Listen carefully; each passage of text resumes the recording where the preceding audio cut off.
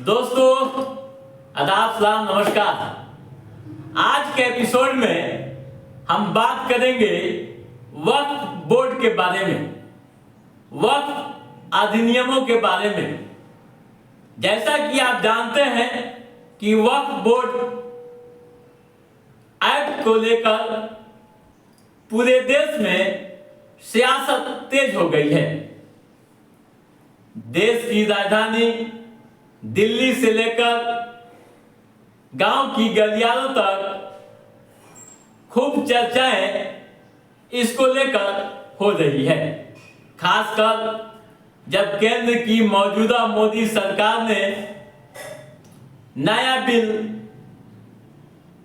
लाने की बात कही है, तब से लेकर इस मुद्दे पर बहस होने लगी है।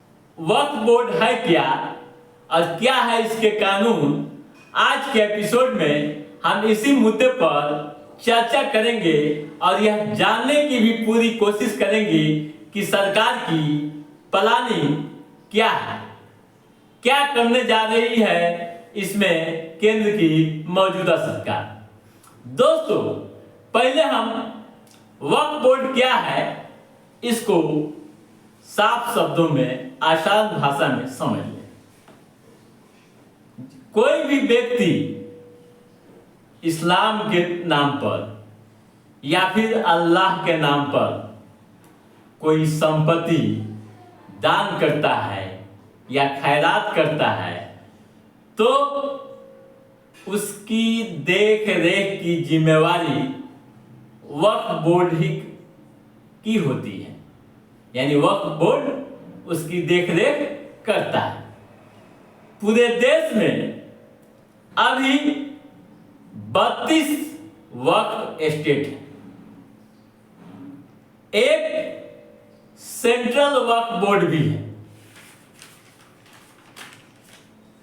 दोस्तों, यानी ऐसी जमीनें जो किसी व्यक्ति या संस्था के नाम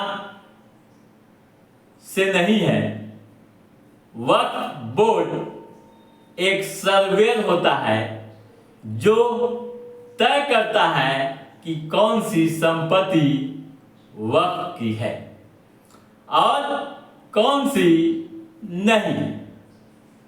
इस निर्धारण के 3 आधार होते हैं। कितने आधार हैं? 3 आधार हैं। क्या क्या है आप सुनिएगा गौर से। अगर किसी ने अपनी संपत्ति वक्फ के नाम कर दी, अगर कोई मुसलमान या मुस्लिम संस्था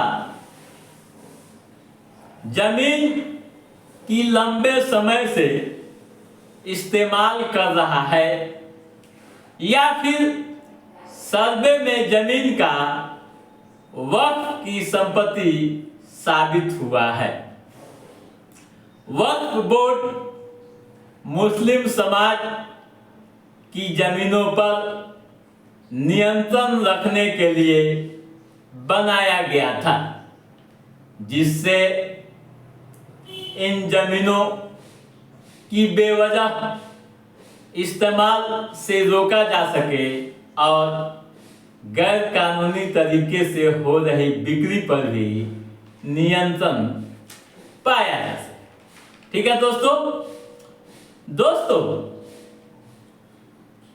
आपको बता दूं कि 2013 में केंद्र में जब मनमोहन सिंह की सरकार थी, यूपीए की सरकार थी, तब 1995 के मूल वक्फ एक्ट में बदलाव किए गए थे और बदलाव कर बोर्ड की शक्तियों में यानी अधिकारों में इजाफा कर दिया गया था। अब केंद्र की मोदी सरकार उसमें संशोधन करने व नया बिल लाने की तैयारी कर रही है। दोस्तों, जो चर्चाएं हो रही है, जो सूत्र बता रहे हैं, उनके अनुसार इस नए बिल में किसी जमीन को अपनी संपत्ति यानी वक्फ की संपत्ति बताने वाली पावर पर रोक लगाई जाए। आपको बता दूं कि केंद्रीय कैबिनेट की बैठक में वक्फ कानून से जुड़े 40 संशोधन पर चर्चा के बाद मंजूरी दे दी गई। प्रस्तावित बिल में मौजूदा कानून से जुड़े कई क्लॉज हटाए जाने की चर्चाएं हो रही। दोस्तों, आपको बता दूं कि देश में 2 तरह के वक्फ बोर्ड हैं, एक शिया वक्फ बोर्ड और दूसरे सुन्नी वक्फ बोर्ड। और दोनों वक्फ बोर्ड के अधिनियम अधिकार समान हैं। ठीक है। अब आपको यह जानना जरूरी है कि वक्फ बोर्ड कैसे काम करता है। दोस्तों, देश के अंदर कहीं कब्रिस्तान की घेराबंदी बोर्ड करा रहा है और उसके आसपास बोर्ड को यह लगता है कि यह जमीन वक्फ की है, तो वह दावा करता है। इसके एवज में वह जमीन जिसके पास होती है यानी जिसके कब्जे में होती है, वह अपना कागजात प्रस्तुत भी करता है, तब बोर्ड अपना दावा खत्म कर देता है। ठीक है दोस्तों, आपको बता दूं कि मजारों व उसके आसपास की जमीन पर भी वक्फ की नजर रहती है, क्योंकि 1995 का वक्फ एक्ट कहता है कि अगर वक्फ बोर्ड को लगता है कि कोई जमीन वक्फ की संपत्ति है, यह साबित करने के लिए जिम्मेदारी उसकी नहीं होती है, यानी वक्फ बोर्ड की नहीं होती है, बल्कि दावा करने वालों की होती है कि कैसे जमीन उसकी है, वक्फ की नहीं। हालांकि कितना बैलेंस कानून है यह भी जानना चाहिए। 1995 का कानून यह भी कहता है कि किसी निजी संपत्ति पर वक्फ बोर्ड अपना दावा नहीं कर सकता है। जब वक्फ बोर्ड किसी निजी संपत्ति पर अपना दावा नहीं कर सकता है, तो फिर किसी दूसरे के जमीन के लिए कैसे वह अपनी नजरें रखेगा? सोचिएगा दोस्तों। आपको बता दूं कि नरसिम्हा राव की जब सरकार बनी थी केंद्र में, तब वक्फ बोर्ड की शक्तियों में कुछ और छूट दी गई थी। 1954 में वक्फ बोर्ड का गठन हुआ था। 1995 के संशोधन से वक्फ बोर्ड को कई अहम शक्तियां मिली। पीवी नरसिम्हा राव की कांग्रेस सरकार ने वक्फ एक्ट 1954 में संशोधन किया और कई नए प्रावधान जोड़कर शक्तियों में इजाफा किया।